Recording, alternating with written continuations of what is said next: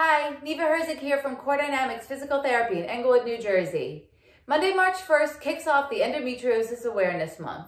In honor of that month, and for this first week when we'll start the Endometriosis Summit, this third annual year and virtual conference this year, I'm going to give you some information that helps you along with physical therapy, health and wellness, and any other resources that you might need. So we're going to start off with something called thread the needle. If you know yoga, it's a movement that you start on up to all fours. I'll show you a couple of different ways you can modify to whatever movement it feels right to you. Remember, this is just informational. This is not any diagnostic movement for you. So you're going to go onto your hands and knees. You want your arms to be right under your shoulders and your knees right under your hips. So from the side, arms and hands right under the shoulders, knees under the hips. We're going to take our left hand and inhale, look up towards the ceiling or the sky if you're outside, and wind that through under your belly. We're going to do that again. Let's do that a few times. Inhale up and come on through. And inhale up and come on through.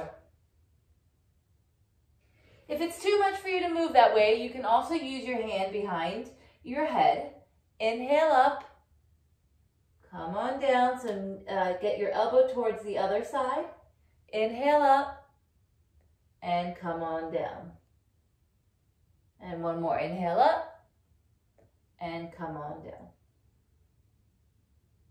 Great.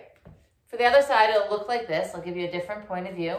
Again, arm up, right hand up this time, and thread through. So this is if you have a lot of movement, inhale up and thread through. And inhale up and thread through. The second way was the hand behind the head. Inhale up, bring that elbow towards the opposite wrist or opposite elbow. Again up and across. And again up and down. So thread the needle is our first move. The next stretch I like to show is a half kneel stretch. The half kneel stretch is going to open up the front of our thigh, hip flexors, and possibly even the abdomen because I'm going to add on a hand motion. So you can start off with your knees if that's okay for you. You're going to take the left leg, place it in front. Keep your pelvis straight so you can put your hands on your hips and lean forward. The front knee should not go beyond the toes, and you shouldn't feel too much of a strain, just a stretch. If it's too much, take yourself back, okay? So from the side, again, the left leg is going forward, and you're gonna lean. You don't want your back to arch. Some people do lean forward a little bit. That's up to you. I try to stay straight and lean into it so my right leg is getting stretched, my knee is safe on the left. I'm going to come back to neutral here so you can see what I do now with my arm. So I'm going to restart that, okay? My hips are straight. And now I'm going to add an arm motion. Inhale up and you can hold that. That should open up some space all the way up to the arm, okay? You can hold this or you can do a few side bends if you like. About 3, 4, or 5.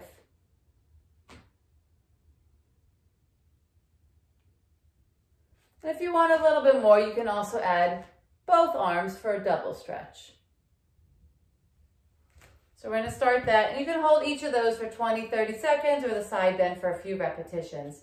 So this time the right leg's going to go forward. We're going to lean forward. So you can hold that just here. This is just fine if this is all you need. I like to add the arm because it stretches this upper body, especially with any restrictions in the belly. If you did have surgery, get a little bit of that scarring open up. So inhale up, you can hold it right here, or you can add a few side bends.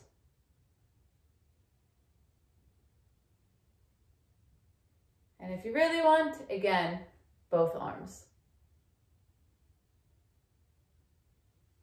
Great, so that's the half kneel stretch for the front of the thighs, the hip flexors, and with the arms, it opens up the abdominal areas both in the front and the sides with the side bends. Next thing we're going to do is a bridge, but this bridge is going to be a little bit more passive, or in yoga or restorative yoga, they use a block. If you don't have a block to you, you can take a thicker towel, roll it up, and place it under the sacrum, which is where we're going to do. Sacrum is at the bottom of our spine, but not the tailbone.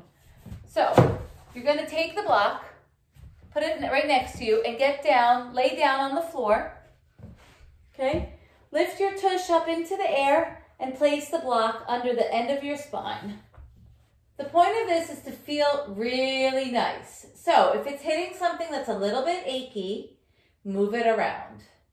With the block, you can choose which level of the block. It could be super low, medium, or very high. But I'm going to start off, as I do with most of my people, with the low one. So I say this should feel really nice. I kind of mentioned that it may feel like this moment, lets you breathe a little bit better, just because it's giving you some space at the bottom of the spine. To start off, I would start with 30 to 40 seconds, but you can definitely build this one up, since you're just laying, up to a minute, 2 minutes, or even 3 minutes. Again, the block is going to go under your spine at the end, but not the tailbone. You shouldn't be more arched or more flat. Just sit on it or lay on it. Legs are flat. You can do this without shoes. And then let your knees just stay straight. Don't let them fall out. They can fall in a little bit if you want. Again, start off 30 to 40 seconds. You can work yourself up to even 3 minutes. The next stretch we're going to do is a butterfly stretch. It's similar to the stretch we used, the block, the bridge, the restorative bridge. We're going to do another more passive butterfly stretch. So you can either use something like a foam roller, a bolster if you have it, or just plain old simple pillow. For me, for this pillow, I'm going to double it up. You can take one pillow, a flat pillow, depends on what you need.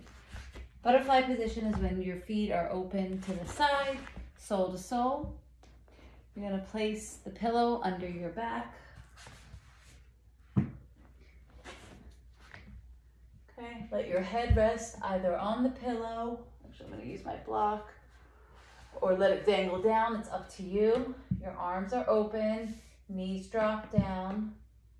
So the stretch will be for the inner thighs, possibly the groin, and using the bolster or the pillow or the foam roller, your back is going to be a little bit more extended, so the chest is open wide, the abdominal wall is stretched a little bit, so you get a little bit more areas of stretch, but it's passive. Like I said, it's gentle because you're using this pillow.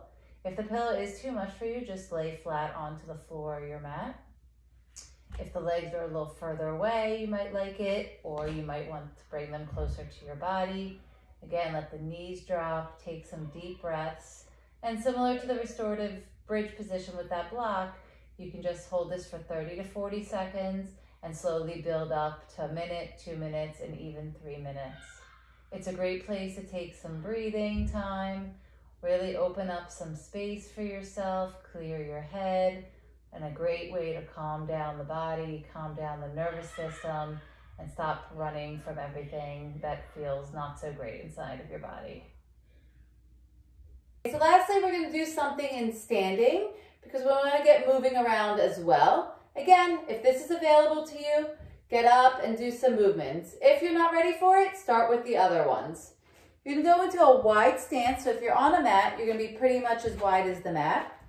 And you're going to come down into a squat. So it's going to be a wide squat. Place your left shoulder inward, up, and right shoulder inward, and start over. Again, down, inward, inward, and up. So we're getting both leg movement, groin, and upper body stretching. In, and up. Start with about 4 or 5 repetitions. You could definitely go up to 10, or as many as you feel comfortable. Let's do one more. Down, in, and up. Great job. Get moving.